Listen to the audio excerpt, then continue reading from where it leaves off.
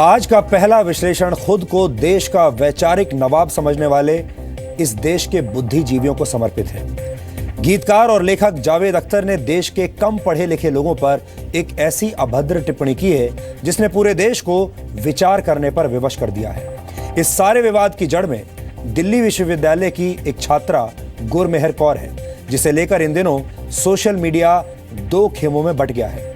ये छात्रा एक शहीद की बेटी है। इसने कुछ दिन पहले एक वीडियो जारी किया था जिसमें उसने कहा था, Pakistan did not kill my dad, war killed him. जैसे ही सोशल मीडिया पर यह वीडियो पोस्ट किया गया, ये तुरंत वायरल हो गया और इसे लेकर बड़ी संख्या में प्रतिक्रियाएं आने लगी। पहली बात यहां समझने वाली वो ये है कि इस छात्रा ने जैसे ही ये वीडियो डाला, ये अचानक वायरल कैसे हो गया? क्या हमारे देश के लोग इसी तरह के कंटेंट को पसंद करते हैं? क्या हमारे देश के लोगों को ये मैसेज इतना पसंद आया? इस छात्रा को अपनी बात रखने का पूरा अधिकार है और हम उसके अधिकार का पूरा समर्थन करते हैं, क्योंकि वो इसी देश की नागरिक है और उसने अपने इस अधिकार का प्रयोग किया। लेकिन जिन लोगों को इस छात्रा की बात पसंद नहीं आई, वो भी इसी देश के नागरिक हैं और उन्हें भी अभिव्यक्ति की उतनी ही आजादी है जितनी देश के किसी भी और नागरिक को है। लेकिन खुद को बुद्धिजीवी समझने वाले लोग इस बात को समझते नहीं। गुरमेहर कौर के विचारों के खिलाफ बड़ी संख्या में लोगों ने आवाज उठाई और ये बात जावेद अख्तर को अच्छी नहीं लगी। जावेद अख्तर ने गुरमेहर कौर के खिलाफ टिप्पणी करने वाली मशहूर भारतीय पहलवान गीता और बबीता फोगाट पर एक नकारात्मक कमेंट किया। जावेद अख्तर ने अपने ट्वीट में लिखा, कम पढ़ा लिखा खिलाड़ी या पहलवान शहीद की बेटी को ट्रोल करता है तो समझ में आता है, लेकिन जो पढ़े लिखे हैं उनका क्या?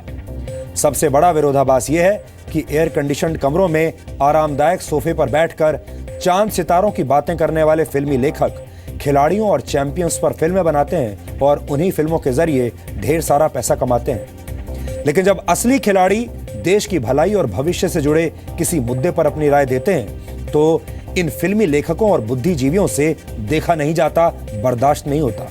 इन लोगों को लगता है कि इस देश की वैचारिक सल्तनत के नवाब यही हैं और बाकी के तमाम लोग सिर्फ पसीना बहाने के लिए बने हैं। जावेद अख्तर की अपमानजनक टिप्पणी के बाद रेसलर बबीता फोगाट और उनके पिता महावीर फोगाट सहित बहुत सारे खिलाड़ियों और सेलिब्रिटीज ने उन्हें जवाब दिया।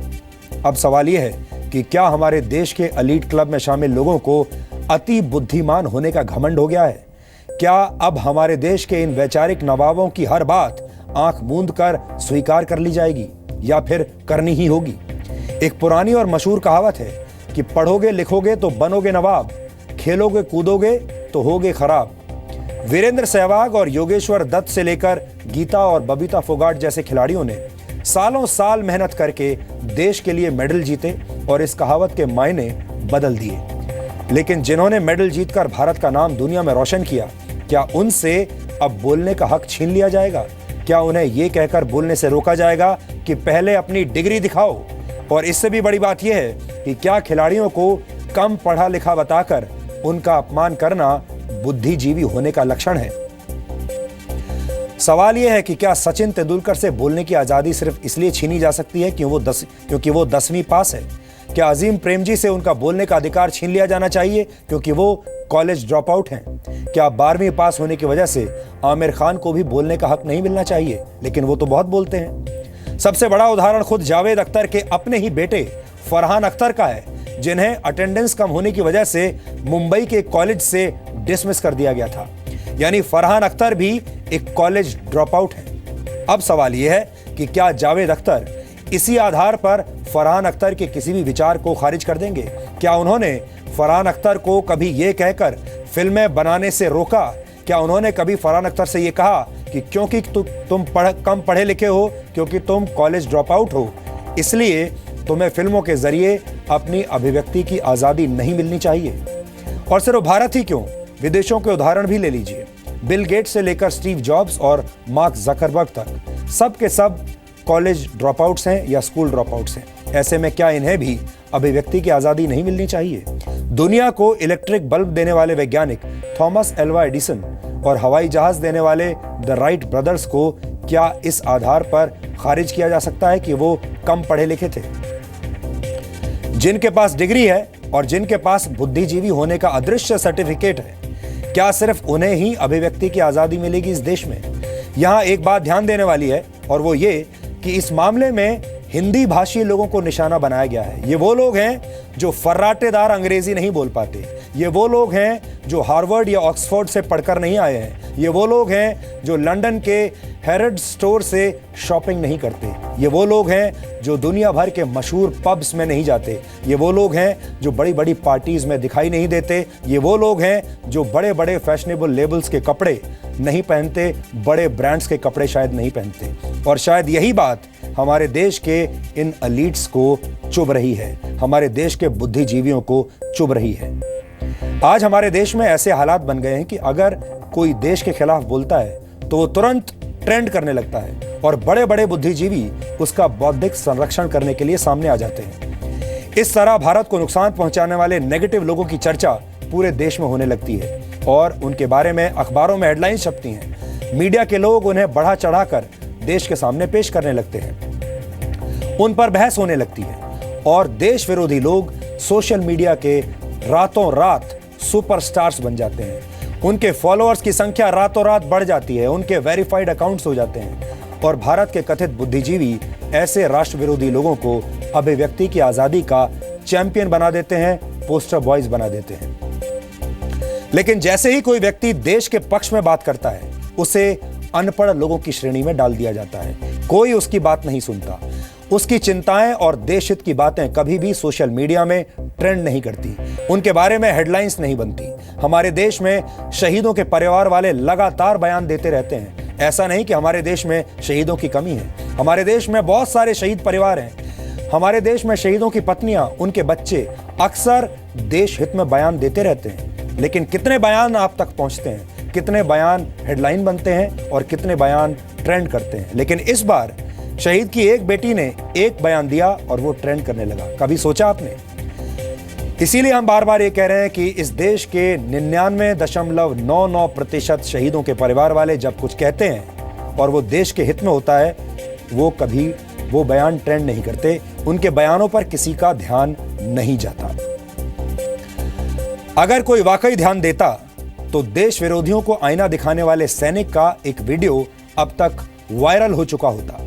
आपको याद होगा, हमने इस सैनिक का वीडियो आपको 2 दिन पहले दिखाया था और अब देश के गृह राज्य मंत्री किरण रिजिजू को इस जवान की पीड़ा महसूस हो रही है, इस जवान का दर्द महसूस हो रहा है।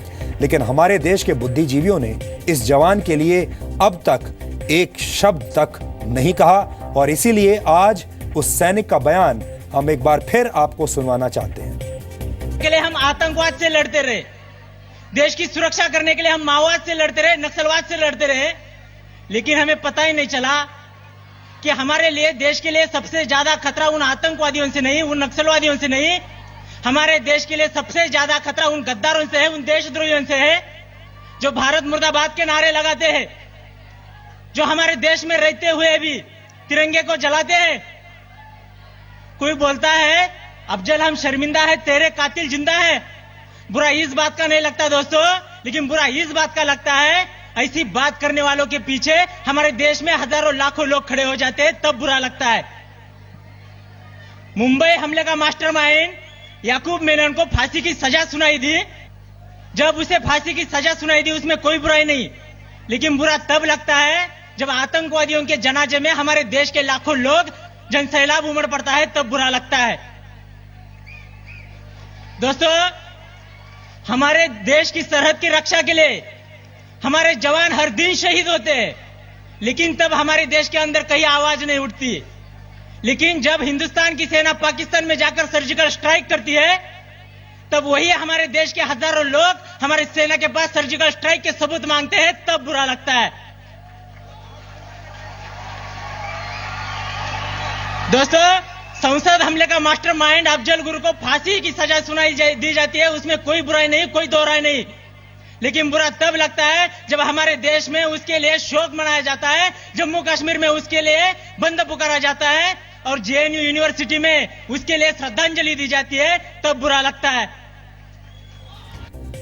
आज हमारे देश के गृह राज्य मंत्री किरण रिजिजू ने इस जवान के बयान को सोशल मीडिया पर डाला है, लेकिन तब भी मुझे नहीं लगता कि ये ट्रेंड करेगा, क्योंकि ट्रेंड कराने के पीछे जो शक्तियां हैं वो ऐसे ख्यालात को आप तक नहीं पहुंचने देना चाहती। ये बहुत दुख की बात है कि हमारे देश में नेगेटिव विचार तो वायरल हो जाते हैं, लेकिन पॉजिटिव विचार कभी भी वायरल नहीं होते, उन्हें ठंडे बस्ते में डाल दिया जाता है, और यही बदलने की हमें कोशिश करनी चाहिए।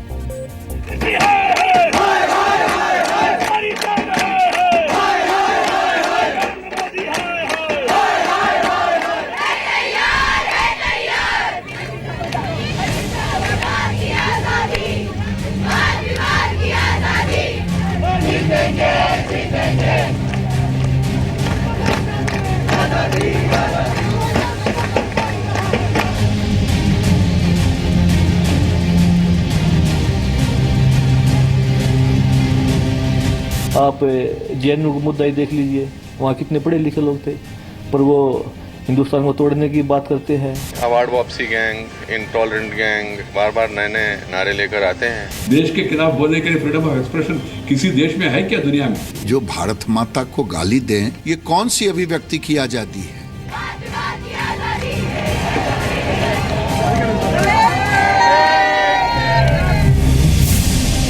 अगर कम पढ़े लिखे खिलाड़ी और पहलवान एक शहीद की बेटी को ट्रोल करते हैं तो समझ में आता है, लेकिन जो पढ़े लिखे हैं उनका क्या? समाज में बड़े ओहदे पर पहुंच जाने का मतलब ये कतई नहीं होता कि आप उन लोगों का तिरस्कार करें जो भले ही आपके जितने कामयाब ना हो, लेकिन समाज में उन्होंने इतनी हैसियत जरूर बनाई है कि लोग उन्हें उनके नाम और काम दोनों से जानते हैं।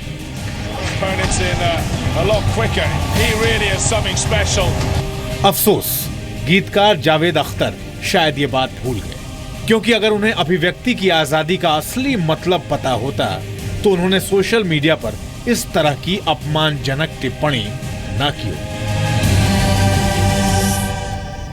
ये जरूरी नहीं है कि जो पढ़े लिखे, ज्यादा पढ़े लिखे तो वो ही देशभक्त होते हैं, क्योंकि इस देश के लिए हर इंसान ने कुर्बानी दी है और हम उनकी कुर्बानी को नहीं बुला सकते। शहीद ऐसे भी थे जो कम पढ़े लिखे थे और शहीद हुए हैं, और बहुत से ऐसे पढ़े लिखे भी हैं जो देश तोड़ने की बातें करते हैं। आप जेएनयू का मुद्दा ही देख लीजिए, वहाँ कितने पढ़े लिखे लोग थे, पर वो हिंदुस्तान को तोड़ने की बात करते हैं और देश की आज़ादी की मांग करते हैं। आप उनको क्या संज्ञा दोगे? सबकी अपनी राय है। जावेद अख्तर की जो भी है अपनी अलग राय, अपनी राय है। उसको ये लगता है कि पढ़े लिखे देशभक्त होते हैं, हम उसको कुछ नहीं करते, पर हमें जो ठीक लगा हमने बोला। वही अवार्ड वापसी गैंग, इंटॉलरेंट गैंग, यही लोग हैं जो बार बार नए नए नारे लेकर आते हैं। इनसे बर्दाश्त नहीं हो रहा कि देश तरक्की कर रहा है, तो अब इनके पास मुद्दे नहीं मिलते हैं तो नए नए मुद्दे इकट्ठे करते हैं, नए नए नारे ढूंढते हैं। चेहरे वही हैं जो हर जगह पहुंच जाते हैं। सारी दुनिया जानती है, जो आपके चैनल के थ्रू मेरी बात सुन रहे हैं वो सब उन चेहरों को जानते हैं, बार बार नजर आते हैं, वो हास्यास्पद हो गए हैं चेहरे। हर एक व्यक्ति को उसको गंभीरता से क्यों लेना? तो जावेद अख्तर ने जो कहा वो सब पूरा सबके लिए पूरा वेद है क्या? चिंता मत करो, उनका व्यू पॉइंट है, मगर ये लोग मिनिस्कूल माइनॉरिटी है। माइनॉरिटी माने मैं मजहब का नहीं तो जाति के बारे में नहीं कह रहा हूँ, पब्लिक के सामने ये लोग मिनिस्कूल माइनॉरिटी है। देश में अभिव्यक्ति के नाम पर उमर खालिद जैसे लोग जो भारत माता को गाली दें, ये कौन सी अभिव्यक्ति की आजादी है? और ठीक ही अनुपम खेर जी ने कहा कि आजकल फिर इंटॉलरेंट वाले लोग निकल के आ गए हैं, जिनको इंटॉलरेंस दिखाई दे रहा है। याकूब मेमन के शव यात्रा में शामिल होने वाले लोग क्या शहीदी जत्था के लोग थे? भारत के शहीद थे। देश में वो ताकत सर उठाना चाहती है जो ताकत भारत के विरोध में आवाज उठाना चाहती है, और हमारी सरकार या हम लोग उसके फन को कुचलना चाहते हैं, जो भारत विरोधी ताकत है। जो लोग देश तोड़ने की बात करते हैं उन्हें तो लाखों लोगों का समर्थन मिल जाता है, लेकिन जो देश जोड़ने की बात करते हैं उन्हें यह कहकर अपमानित करना कि उनके विचार कम पढ़े लिखे लोगों की तरह हैं, ये कहां की मर्यादा है?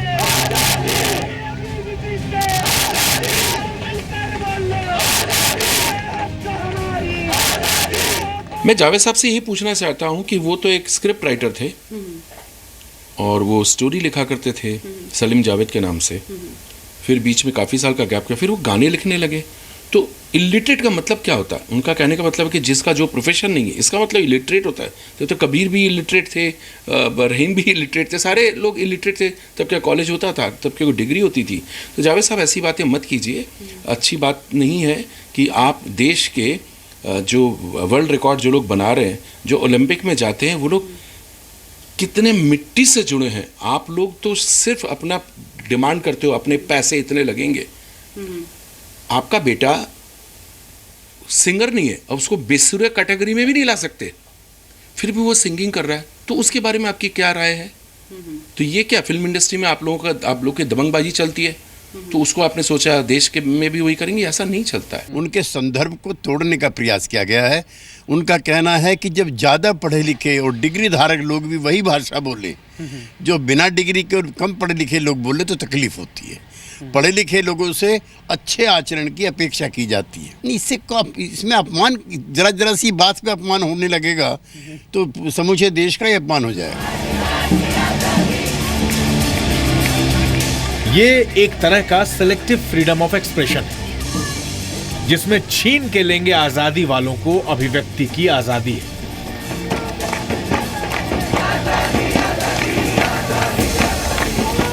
लेकिन वंदे मातरम और भारत माता की जय कहने वालों को ट्रोल किया जाता है।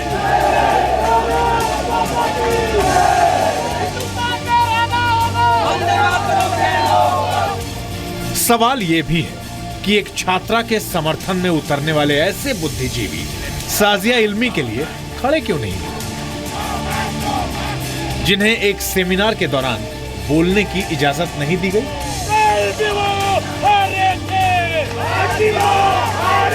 एक वो था हुजूम वहां पे जो सेमिनार के जो दरवाजों को तोड़ने की कोशिश में था, और अंदर ये बात कही गई, स्टेज तक से ये बात कही गई कि अगर मैं आ जाऊंगी तो माहौल खराब हो जाएगा। मेरे आने से माहौल क्यों खराब होगा? मैं तो जामिया की एलुमनाई रही हूँ, मैंने तो वहाँ पे मैथ्स कॉम किया, मैं तो टॉपर रही हूँ वहाँ की, तो कैसे माहौल खराब होगा? लेकिन बस क्योंकि शाजिया इल्मी ने चूज किया है भाजपा के साथ काम करने का, तो बस खराब हो गई वो। वहाँ पे फ्रीडम ऑफ स्पीच का क्या होता है? अभिव्यक्ति की आजादी वहां पे कहां चली जाती है? वहां पे कोई अभिव्यक्ति की आजादी नहीं है। कोई बोल रहा है इसके लिए? कोई नहीं बोल रहा है। क्या अब हमारे देश में एक बार फिर गुलामों वाला दौर आ गया है, जब सिर्फ पढ़े लिखे और समझदार लोगों को बोलने की आजादी होगी? क्या देश विरोधी बातों से अभिव्यक्ति का लाइसेंस मिल जाता है? और इससे भी बड़ी बात यह कि अभिव्यक्ति देश हित के लिए है या देश के विरोध में? ब्यूरो रिपोर्ट, जी मीडिया।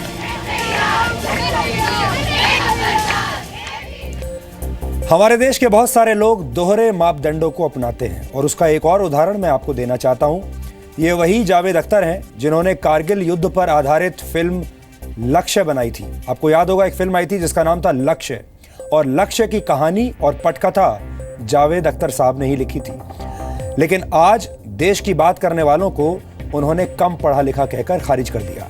यहां पर एक और बात है जिस पर आपको ध्यान देना चाहिए, और वो ये कि ऐसे लोग गरीबों को, आम आदमी को, खिलाड़ियों को और फौजियों की देशभक्ति की कहानियों को बेच बेच कर करोड़पति बन जाते हैं। लेकिन जब देश का वही गरीब और कम पढ़ा लिखा आदमी अपने दम पर कुछ हासिल करने के बाद अपनी बात रखता है, तो उसका तिरस्कार भी ये लोग कर देते हैं। ये एक तरह का नैतिक और वैचारिक भ्रष्टाचार है। इस फिल्म का निर्देशन जावेद अख्तर के कॉलेज ड्रॉप आउट बेटे फरहान अख्तर ने ही किया था।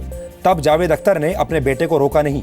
यानी फिल्म बनाने के वक्त विचार कुछ और होते हैं, और जब असल जिंदगी में कोई मौका आता है तो विचार अचानक बदल जाते हैं, क्योंकि फिल्म के जरिए वो सिर्फ आपकी इमोशंस पर, आपकी भावनाओं पर खेलते हैं, क्योंकि उससे पैसा कमाया जाता है। यानी पैसा कमाने के लिए जब सीन लिखा जाता है, फिल्म लिखी जाती है, तो कुछ और लिखा जाता है, और जब असल जिंदगी में ऐसी कोई स्थिति आती है तो इनके विचार बदल जाते हैं। उसका एक उदाहरण देखिए कि लक्ष्य फिल्म में जब ये सीन लिखा गया होगा तब क्या स्थिति थी, और जब यही स्थिति निजी जीवन में आती है तो क्या होता है। जब ये फिल्म रिलीज हुई थी तो इस सीन पर सिनेमा हॉल में बहुत तालियां बजी होंगी, और जावेद साहब ने ये सीन लिखा भी इसीलिए होगा ताकि इस पर खूब तालियां बजें और खूब पैसा कमाया जा सके।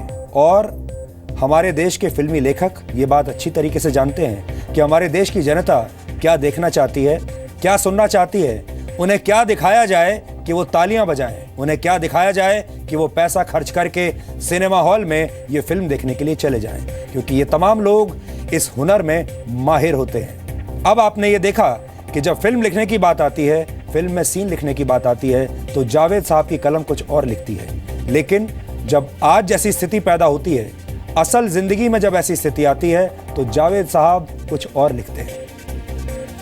पिछले कुछ दिनों में जिस तरह से दिल्ली यूनिवर्सिटी में देश विरोधी नारेबाजी की बातें सामने आई, उसकी खबरों को लेकर बहुत असमंजस की स्थिति बनी हुई है। बहुत सारे लोग अभी भी ये सवाल पूछ रहे हैं कि आखिर इस पूरे मामले के पीछे का सच क्या है। आज हम कुछ तस्वीरों की मदद से इस पूरे विवाद को और गहराई से समझने की कोशिश करेंगे। 22 फरवरी 2017 को गुरमेहर कौर ने मारपीट और छेड़खानी को लेकर एक पोस्टर पर अपनी बात लिखी और अपनी ये तस्वीर सोशल मीडिया पर अपलोड कर दी। इसके बाद वो पोस्टर सोशल मीडिया पर वायरल होने लगा। इसके बाद 27 फरवरी को ही मीडिया से बात करने के बाद इस छात्रा ने कहा कि अब इस मामले पर उसकी तरफ से राम सुब्रमण्यम नामक एक व्यक्ति बोलेगा। अब आप राम सुब्रमण्यम की तस्वीरों पर गौर कीजिए। 28 फरवरी को राम सुब्रमण्यम और आम आदमी पार्टी के नेताओं की तस्वीरें वायरल हो गई। ऐसा दावा किया गया कि ये तस्वीरें राम सुब्रमण्यम के फेसबुक पेज से ली गई हैं। इन तस्वीरों में दिल्ली के मुख्यमंत्री अरविंद केजरीवाल, कुमार विश्वास और संजय सिंह के साथ राम सुब्रमण्यम को सेल्फी लेते हुए दिखाया गया है, यानी आम आदमी पार्टी के नेताओं के साथ। ऐसे में अब सवाल यह है कि क्या ये छात्रा और राम सुब्रमण्यम किसी राजनीतिक एजेंडे का मोहरा बन गए हैं? क्या ऐसा जानबूझकर हुआ है? क्या इन लोगों को किसी खास मुहिम के तहत इस्तेमाल किया जा रहा है? हमने इन सवालों का जवाब ढूंढने की कोशिश की है और हमें लगता है कि इस मामले की पूरी जांच होनी चाहिए।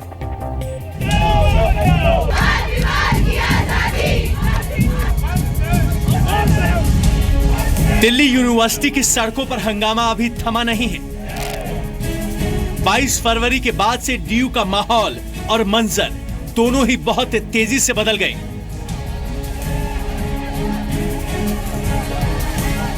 डीयू के इतिहास में शायद ये पहली बार हो रहा है कि जब किसी मुद्दे पर अलग अलग छात्र संगठन और यहां तक कि प्रोफेसर्स ने भी मोर्चा संभाल लिया है। मगर जिस बात को आंदोलन की तरह बढ़ाया जा रहा है, जरा उसका सच भी जान लीजिए।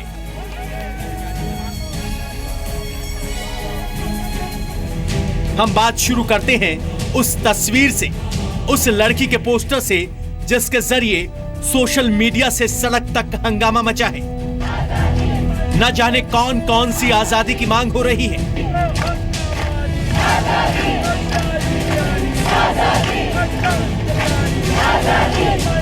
हम आपको पोस्टर के जरिए बात करने वाली लड़की और उसके दोस्त राम सुब्रमण्यम के बारे में बताते हैं। लड़की ने पिछले साल पोस्टर के जरिए ये कहा था कि उसके पिता को पाकिस्तान ने नहीं बल्कि युद्ध ने मारा है। लड़की ने शांति की अपील करते हुए अपनी बात खत्म की थी।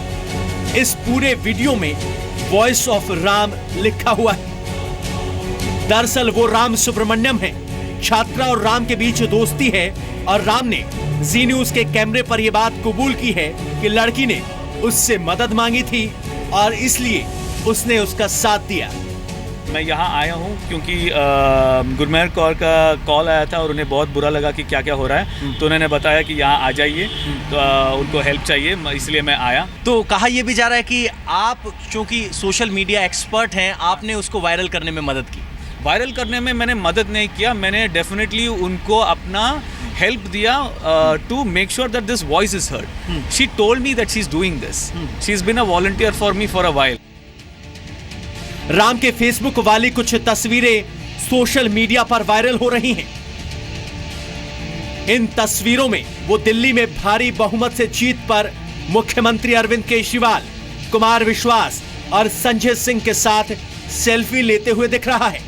यानी राम सुब्रमण्यम का आम आदमी पार्टी के टॉप नेताओं के साथ उठना बैठना है। साथ ही उसने अरविंद केजरीवाल के लिए गोवा और पंजाब में चुनावी जीत को लेकर अपील भी की है। इसके अलावा एबीवीपी पर आरोप लगाने वाली लड़की ने भी राम सुब्रमण्यम के कुछ पोस्ट शेयर किए हैं। ये सारे पोस्ट आम आदमी पार्टी के समर्थन में हैं। अब इन तस्वीरों के बाद कुछ सवाल उठने लाजमी हैं। एक जो आरोप लग रहा है वो लग रहा है कि आप सोशल मीडिया मार्केटिंग आपकी संभालते हैं। किस तरह की वॉलंटियरिंग आप आम आदमी पार्टी के लिए करते हैं? आम आदमी पार्टी के लिए मैं थोड़ा बहुत सोशल मीडिया कर चुका हूँ, स्ट्रैटेजी कर चुका हूँ, फिल्में बना चुका हूँ, directed films and have written films for them, वो सब कर चुका हूँ।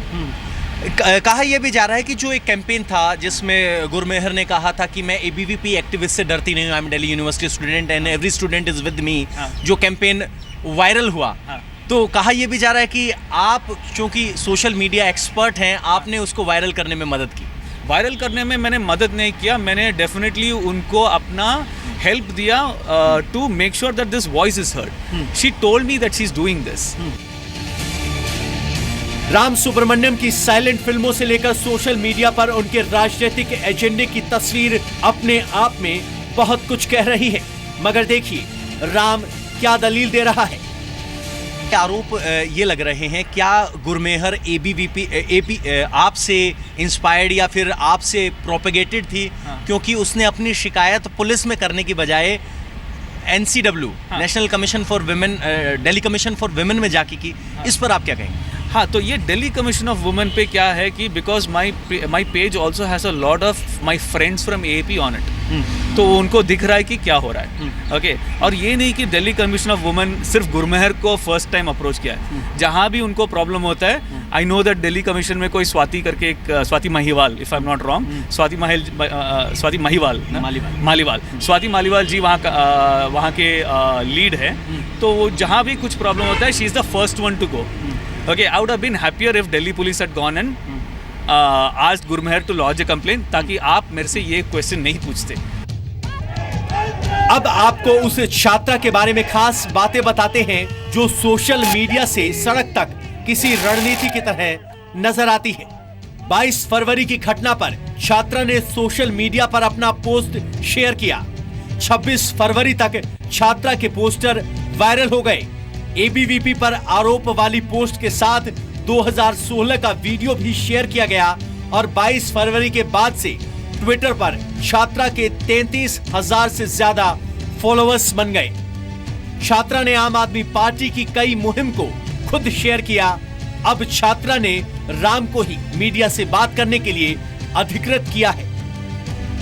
हमको गुरमेहर के साथ, मैं चाहता हूं कि मैं खड़ा हो जाऊं और उसको संभालूं, क्योंकि उसको मिसगाइड करने में और उसको मोहरे की तरह यूज़ करने में ये एक जो राम सुब्रमण्यम करके आम आदमी पार्टी का जो वॉलंटियर है, जो पूरा उनका काम संभालता है, ये लोग सीधा डायरेक्टली मालूम पड़ रहा है कि ये अरविंद केजरीवाल एंड ग्रुप का ये साजिश है, क्योंकि आप देखेंगे कि ये पहले कभी नहीं होता था। It's an alliance for subversion. Congress, communist और अल्ट्रा लेफ्ट, ये सब एक साथ होके ये पूरा ड्रामा कर रहे हैं। इसका कोई असर पड़ने वाला नहीं है बच्चों के ऊपर। उनके इस मुद्दे को पॉलिटिकल तरीके से इस्तेमाल किया जा रहा है। वही चेहरे जो हर इस तरह का मुद्दा पकड़ते हैं, ढूंढते हैं, उनके इस बयान को पॉलिटिकल माइलेज दी जा रही है। राम सुब्रमण्यम और छात्रा के साथ ही दोनों के आम आदमी पार्टी कनेक्शन की तस्वीरें सोशल मीडिया पर वायरल हैं। आम आदमी पार्टी या किसी भी पार्टी का समर्थन किसी की व्यक्तिगत आजादी का मुद्दा है, इसके लिए हर इंसान स्वतंत्र है। मगर जो चीजें देश को तोड़ने की आजादी मांगने तक पहुंच जाएं, वो ना तो देश हित में है, ना ही देशवासियों के हित में। इन तस्वीरों के सामने आने के बाद जो सवाल दिलो दिमाग में उठ रहे हैं, उसका जवाब लोग खुद तय करें। अश्विनी गुप्ता के साथ पवन नारा, जी मीडिया, दिल्ली। इस पूरे घटनाक्रम से हमें यह शिक्षा मिलती है कि आंखें मूंद कर किसी भी बात का भरोसा कभी नहीं करना चाहिए। यह बात सही है कि सच और झूठ का फैसला तब तक नहीं हो सकता जब तक ये सारी चीजें स्पष्ट न हो जाएं। लेकिन अभी जो तस्वीरें हमने आपको दिखाई, उससे एक संदेह तो जरूर पैदा होता है कि क्या एक छात्रा का राजनीतिक एजेंडे के तहत इस्तेमाल हुआ है। अगर हां, तो फिर यह एक गंभीर घटनाक्रम है जिसकी सही और निष्पक्ष जांच होनी चाहिए। हमारे देश के संविधान में हर नागरिक को अभिव्यक्ति की आजादी है, लेकिन इस आजादी का ऐसा दुरुपयोग होगा, यह शायद संविधान बनाने वालों ने कभी सोचा भी नहीं होगा। विडंबना यह है कि गुरमेहर कौर को रेप की धमकी देने वाले गुंडों के खिलाफ सड़क पर उतरने वाले वामपंथी संगठनों के नेता उस समय चुप हो जाते हैं जब जेएनयू में उन्हीं के एक छात्र संगठन के नेता पर रेप का केस दर्ज होता है। आपको याद होगा, पिछले वर्ष अगस्त में अनमोल रतन नामक जेएनयू के एक छात्र के खिलाफ उसी के कॉलेज की लड़की ने रेप का केस दर्ज करवाया था, लेकिन तब वामपंथी बिल्कुल चुप हो गए थे, खामोश हो गए थे। यही नहीं, अभिव्यक्ति की आजादी के नाम पर दिल्ली में हंगामा करने वाले संगठन उस समय कुछ नहीं बोलते जब दिल्ली में जामिया मिलिया यूनिवर्सिटी कैंपस में बीजेपी के एक नेता शाजिया इल्मी को 3 तलाक पर बोलने नहीं दिया जाता। जो संगठन फ्रीडम ऑफ एक्सप्रेशन की लड़ाई को लेकर इस समय सड़कों पर है, उन्हीं की सरकार के रहते पश्चिम बंगाल में लेखिका तस्लीमा नसरीन को कट्टरपंथियों से जान का खतरा हो गया था। तब ना तो किसी ने तस्लीमा नसरीन की अभिव्यक्ति की आजादी के लिए नारे लगाए और ना ही कोई सड़कों पर उतरा। और ताजा उदाहरण तारिक फतेह का है, जिनके खिलाफ दिल्ली के एक उर्दू फेस्टिवल में नारेबाजी हुई थी और 67 साल के इस लेखक का अपमान किया गया था। क्या तारिक फतेह को अभिव्यक्ति की आजादी नहीं मिलनी चाहिए? ये उनका अधिकार नहीं है। कुल मिलाकर फ्रीडम ऑफ एक्सप्रेशन एक उद्योग बन चुका है जिसमें हर महत्वाकांक्षी व्यक्ति अपने हित साधने के लिए दुकान खोलना चाहता है। ये ऐसा बाजार है। किसी को नेता बनना है, किसी को चुनाव का टिकट चाहिए, किसी को और बड़ा नेता बनना है, किसी को वोट बैंक चाहिए, किसी को अपना अखबार बेचना है और किसी को टीआरपी चाहिए। और इस सब में नुकसान होता है देश का, नुकसान होता है भारत का और भारत से प्यार करने वालों का।